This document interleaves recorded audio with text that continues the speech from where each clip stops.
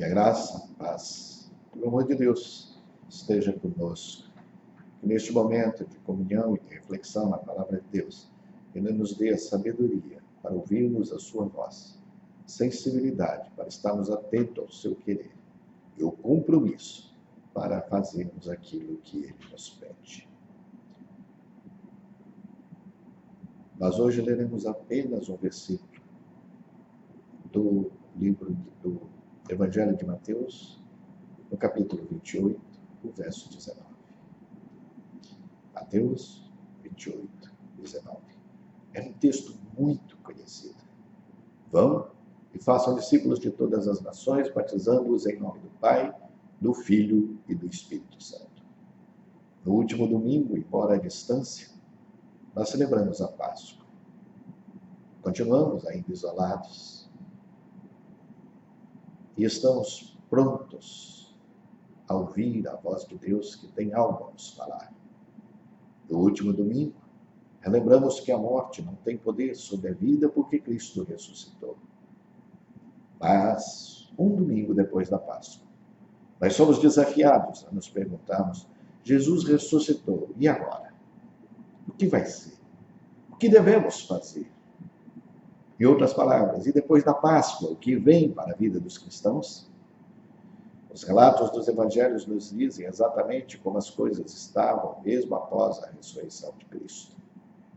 O temor, o assombro, o desânimo, a dureza de coração e, sobremaneira, a incredulidade faziam parte do estado geral de humor dos discípulos.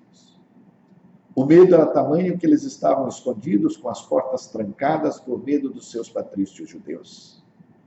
Alguns queriam distância de Jerusalém, como parece ser o caso dos discípulos do caminho de Emaús.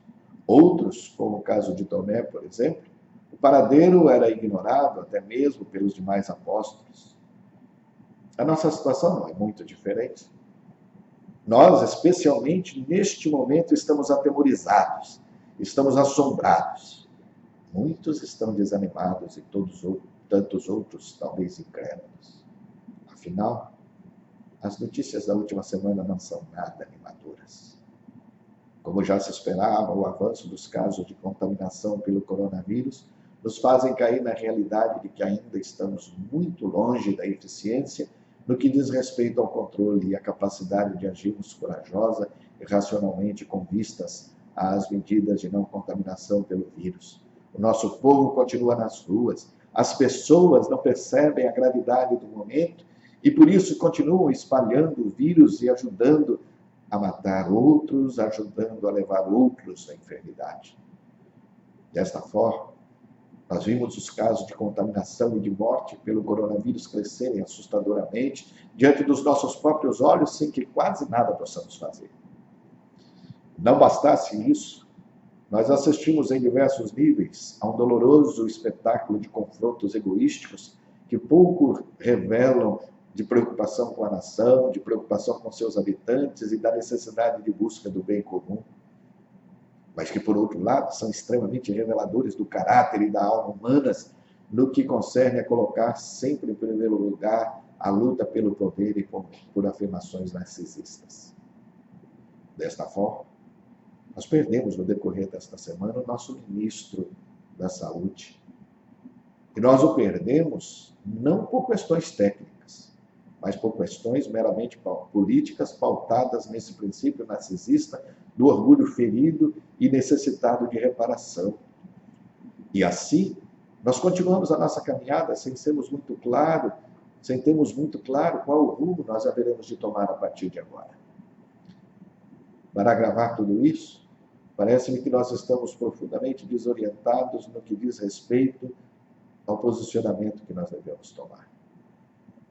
De um lado, estão os desafios econômicos que nos empurram para a necessidade de retomada do trabalho, de retomada do comércio, de retomada da economia como um todo, com o objetivo de podermos cumprir os nossos compromissos financeiros e não vermos o país entrar em colapso em meio a tanta técnica e tecnologia que estão se mostrando incapazes de nos salvarmos deste triste quadro que se apresenta.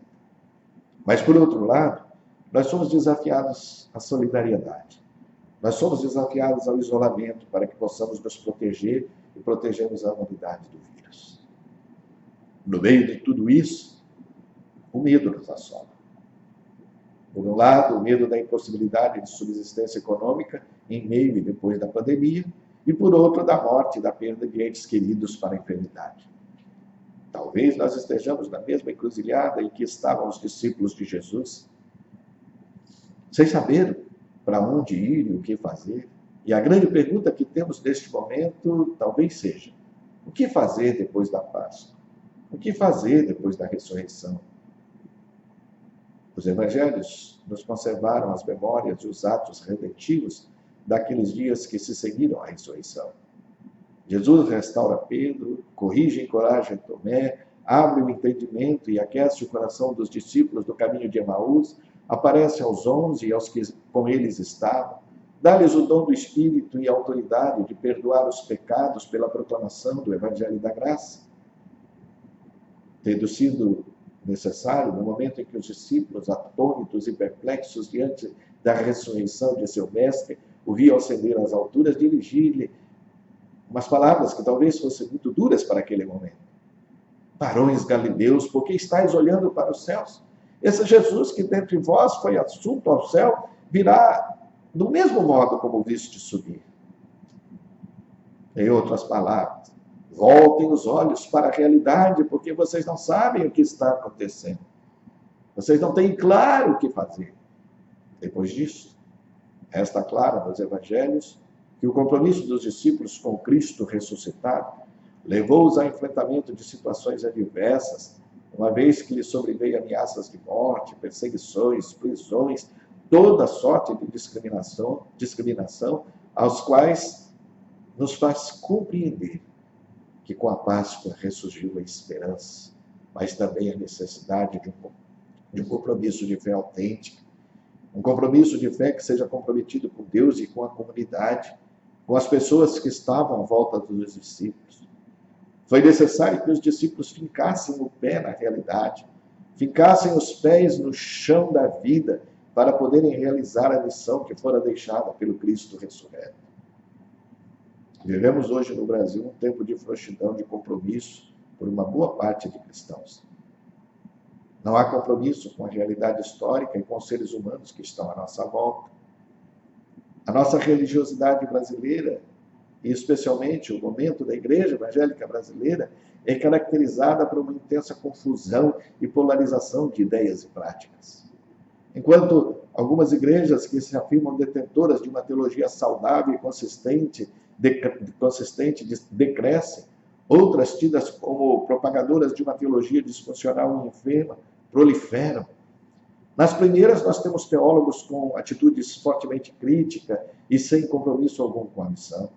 Nas últimas, nós temos discursos sem profundidade teológica, forjados por uma cultura pragmática, por uma cultura oportunista.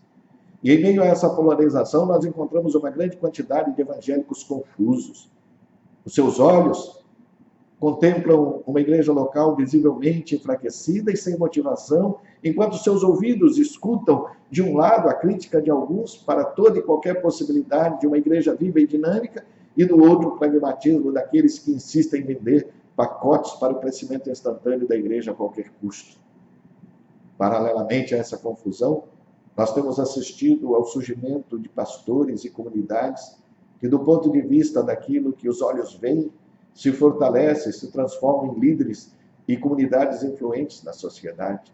Líderes e comunidades que se tornam o sonho de consumo de muitos evangélicos, os quais sonham com uma igreja forte, vibrante, que contemple todas as suas necessidades e desejos de consumo religioso. No entanto, o surgimento de pastores e comunidades com essas características tem gerado certa desconfiança e preocupação.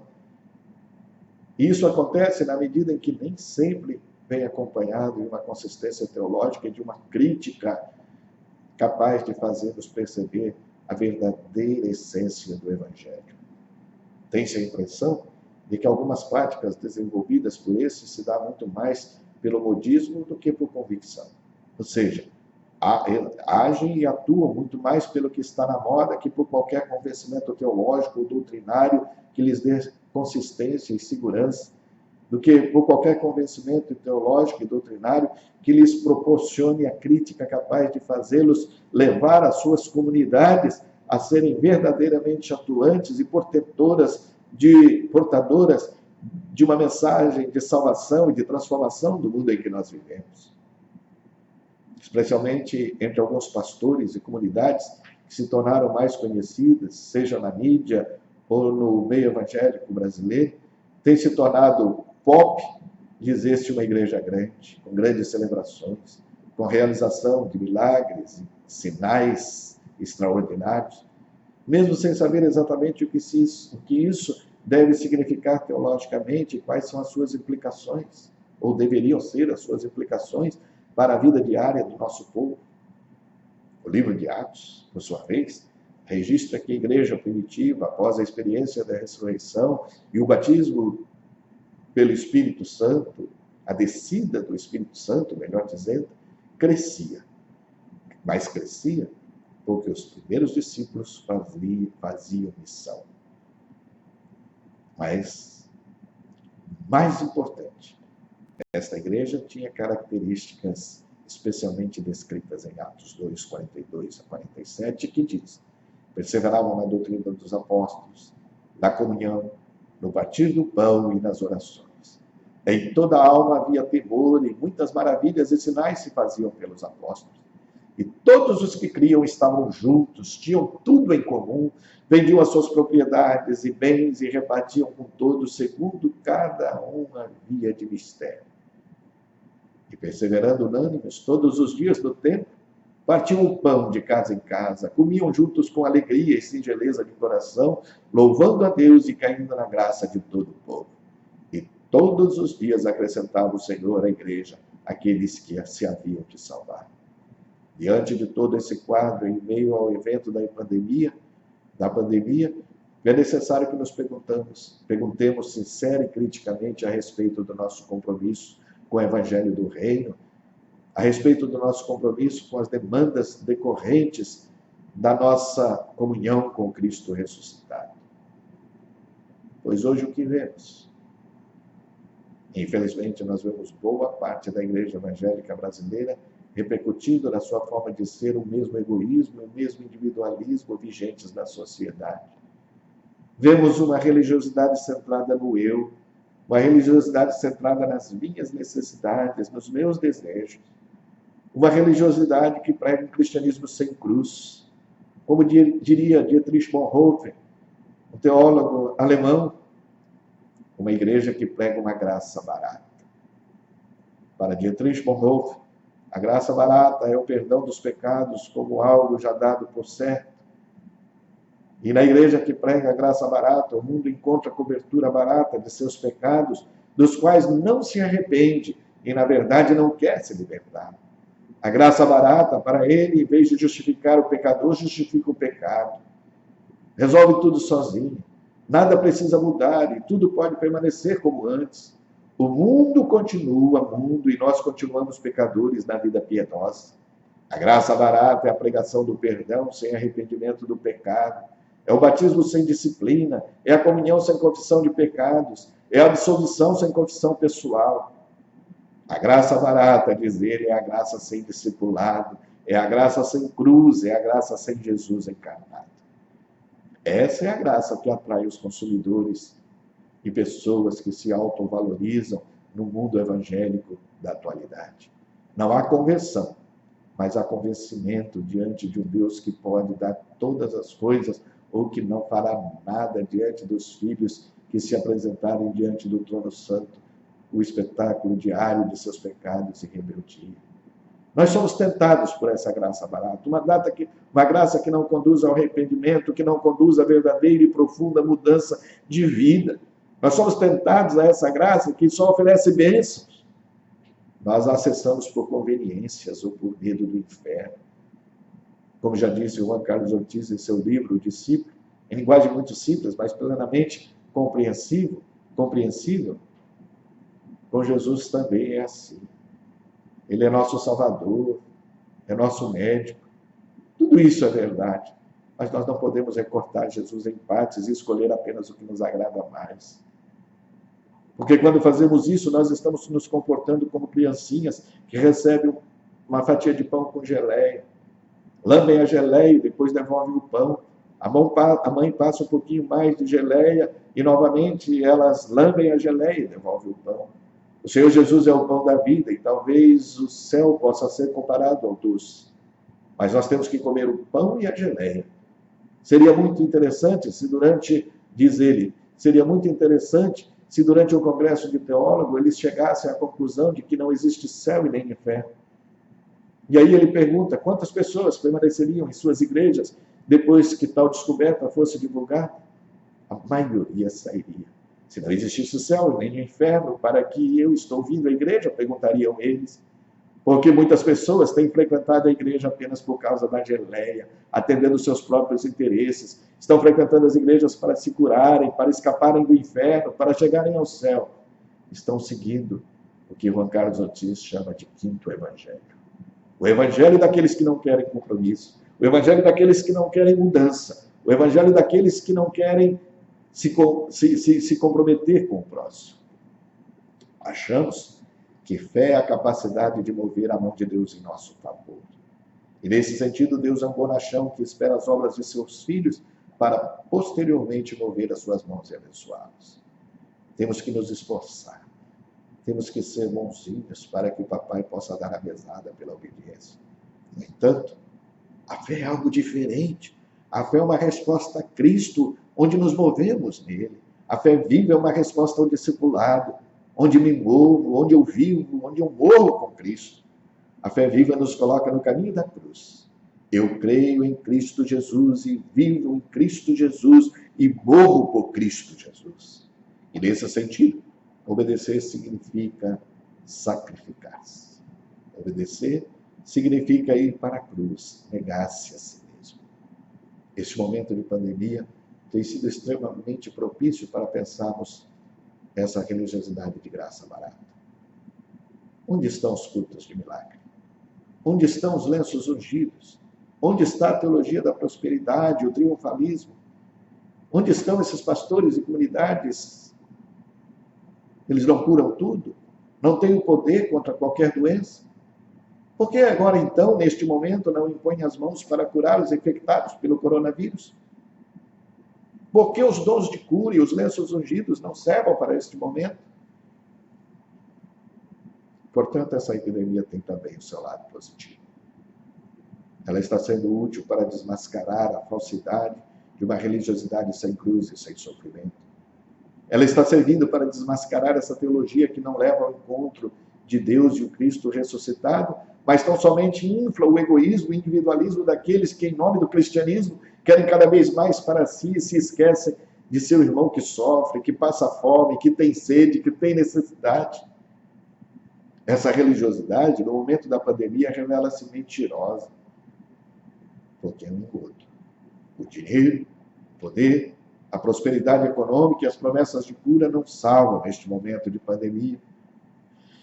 Esquecemos de que nos evangelhos a missão acontece no meio da vida, nas estradas empoeiradas da Galileia, em meio ao povo que sofre e clama por libertação. Na Galileia, Jesus, ao encontrar-se com seus discípulos no monte, censura-lhes a dureza de coração e a incredulidade. Conforta-os com a certeza de que toda autoridade lhes foi concedida pelo Pai na terra e nos céus, e que com isso a sua presença seria permanente entre os seus enquanto estivesse fazendo discípulos de todas as nações. Subindo aos céus, o Senhor Jesus, no tempo devido, derramou sobre os discípulos o Espírito da promessa, enviou-os cheios de poder, autoridade e audácia a testemunhar e a proclamar as boas novas do reino. Desde aquele dia, esse movimento não cessou. Sofreu oposições, deserções, dissensões, traições, martírios, mas nunca deixou de existir. Sempre que a igreja celebra a Páscoa da ressurreição, inevitavelmente, ela se encontra com aquilo que deve acontecer depois da festa. Isto é, a restauração do espírito da ordem. Uma ordem que foi dada sobre o monte de fazer discípulos, de ir pelo mundo afora de cidade em cidade, de país em país, de etnia em etnia, até que não haja povo, nação e língua sobre a face da terra, seja nas metrópoles ou nas aldeias, nas vilas, à beira dos rios, nos desertos, que não tenham ouvido a falar do Evangelho de Jesus Cristo para o perdão de pecados. Depois da Páscoa, vem a missão.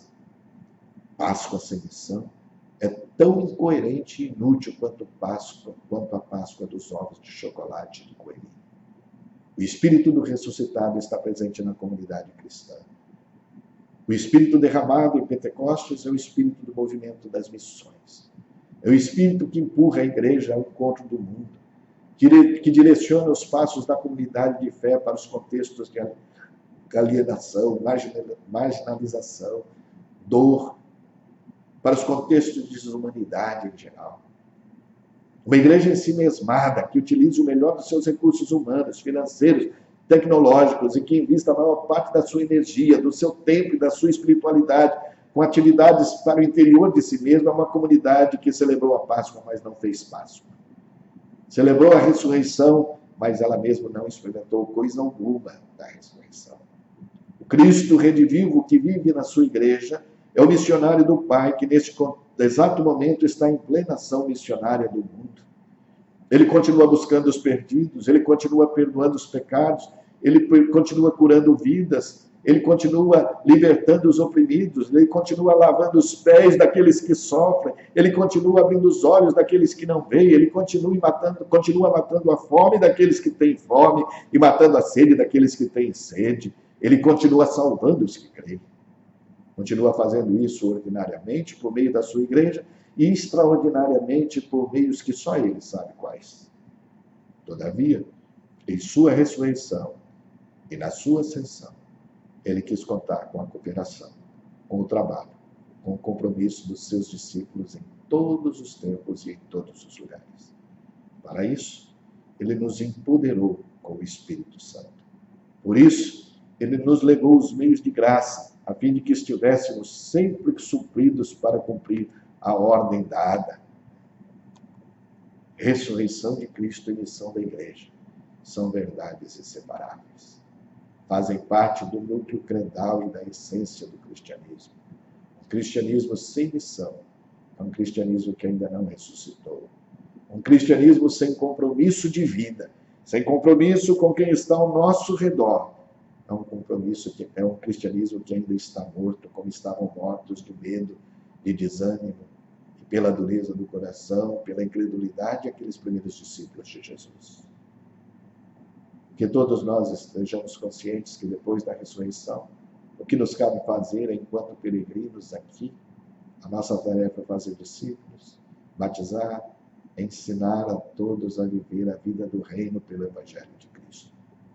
Que o Cristo ressuscitado nos encoraje e envie a missão. Talvez a missão mais urgente deste momento sejam coisas muito práticas. Fazer máscaras, distribuir álcool, continuar isolado, ensinar aos outros princípios de higiene e de isolamento. Talvez seja você orar por pessoas que estão, neste momento, sofrendo sofrendo as consequências do isolamento familiar. Talvez seja fazer, por alguns momentos, companhia a alguns idosos que necessitam de companhia. Ir ao supermercado e fazer compras a esses idosos. Talvez seja simplesmente ser a voz de Deus para falar algo de bom e esperançoso àqueles que estão desesperançados. Enfim, somente o Espírito Santo poderá lhe dizer o que fazer neste momento. Mas não há cristianismo verdadeiro sem compromisso com o próximo. E o compromisso se dá no momento histórico em que nós vivemos. E o momento de pandemia nos chama a atitudes práticas. Que o Espírito do ressuscitado dê a cada um de nós a consciência e a clareza do que devemos fazer, mas, acima de tudo, que ele nos encoraje e nos envie a missão. E neste momento de pandemia, nós somos chamados a tornar visível o amor de Cristo a todas as pessoas. E por isso eu quero encerrar, lembrando a letra de uma música de João Francisco e Flávio Irala, que diz: louvar ao Senhor eu louvarei, e os pés na terra eu não tirarei. Buscar ao Senhor eu buscarei, e a visão do mundo eu não perderei. Como fechar os olhos a tão grande humilhação, se negam qualquer direito ao meu irmão, sabendo que o Senhor não vai nunca abandonar o povo que mesmo triste está a louvar. É tempo de vivermos o cristianismo prático, de louvarmos ao Senhor e de buscarmos ao Senhor, sem tirarmos o pé da terra e sem perdermos a visão do mundo. Como nós louvaremos ao Senhor em meio à pandemia? Ficaremos trancados em nossas casas, insensíveis às necessidades de milhares e milhares de pessoas que estão necessitando de ajuda, que estão necessitando de uma palavra de conforto? Lembremos-nos de que a fé no Cristo ressuscitado precisa nos levar ao encontro da comunidade. Somente a Deus toda a honra e toda a glória, porque Ele é o Senhor da história e porque Ele tem nos feito povo seu para anunciar as boas novas do seu reino. Amém.